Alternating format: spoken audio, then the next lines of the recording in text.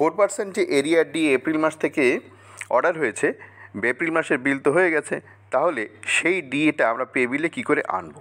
তো এর জন্য সর্বপ্রথম ডিডিও লগ ইনে আপনাকে ঢুকতে হবে, HRMS যেতে হবে, সেখান থেকে টাস্ক লিস্টে গিয়ে মাই এমপ্লয়িতে গিয়ে এক এক করে এমপ্লয়ির এডিএ বা এরিয়া ডিএ অ্যালাউন্সটাকে আপনাকে অ্যাক্টিভ করে দিতে হবে। দেখুন, আমি টাস্ক লিস্টে গেলাম, সেখান থেকে মাই এমপ্লয়িতে গেলাম, যে কোনো একজন এমপ্লয়ি যাদের বিল হবে সেই এমপ্লয়িকে আমি এখান থেকে নিয়ে নিচ্ছি।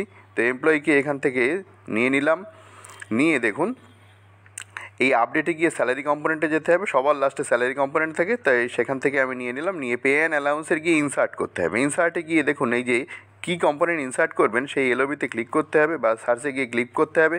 ক্লিক করে গিয়ে এখানে আপনাকে খুঁজতে হবে এরিয়ার ডিআরএনএস অ্যালাউন্স। দেখুন এরিয়ার ক্লিক করলেই, এরিয়ার টাইপ করলেই এরিয়ার ডিআরএনএস অ্যালাউন্স চলে এলো, সেটাকে সিলেক্ট করে দিলাম। সিলেক্ট করে দিলে দেখুন এখানে চলে এলো, অর্ডার ডেটটা সহ এখানে চলে এসছে। তারপরে দেখুন অ্যামাউন্টটা চলে এসছে, কত অ্যামাউন্ট অবশ্যই আপনারা দেখে নেবেন, আর অ্যাক্টিভ আছে কিনা সেটা দেখে নেবেন। এখানে একটা কথা বলি, ফ্রম ডেট টু ডেটটা কিন্তু যে মাসে বিল করছেন সেই মাসের বিল দেখাবে। জুন মাসে করলে জুন মাসে দেখাবে, জুলাই মাসে করলে জুলাই মাসে দেখাবে, মানে ওই মাসের জন্যই আপনি এই টাকা পাচ্ছেন।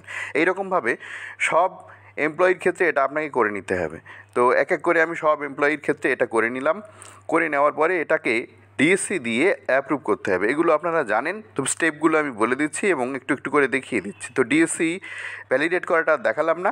তো দেখুন এখানে ইনবক্সে আছে, ডিজিটালি সাইন করিয়ে নিয়েছি আমি। সেখান থেকে আমি দেখুন প্রত্যেকটা এমপ্লয়ি আমার যারা যারা এখানে রয়েছে এই অফিসের ক্ষেত্রে তাদের নাম চলে এসছে। এবার এক এক করে আমি এগুলোকে অ্যাপ্রুভ করে দেবো।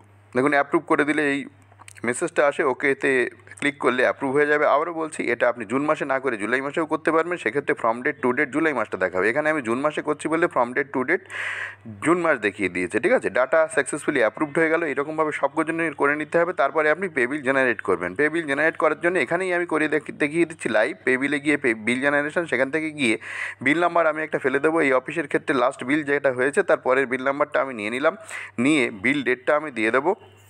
বিল ডেট দিয়ে এই বিলটা জেনারেট করো। বিল জেনারেট করতে আপনারা সকলেই জানেন, তবু আমি একদম লাইভ দেখিয়ে দিচ্ছি করার পরে।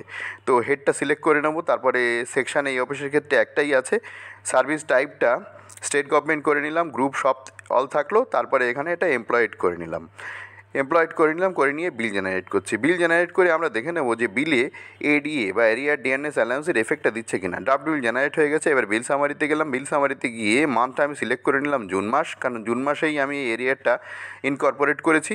তারপরে ডিটেলসে যাব, ডিটেলসে গিয়ে এটা আমরা টিআর 28-এ দেখে নেব যে আমাদের এডিএ বা এরিয়া ডিএনএস অ্যালাউন্সের এফেক্টটা এসছে কিনা। আবার আমি বলছি, এটা কিন্তু জুন মাসে না করে জুলাই মাসেও আপনি করতে পারবেন।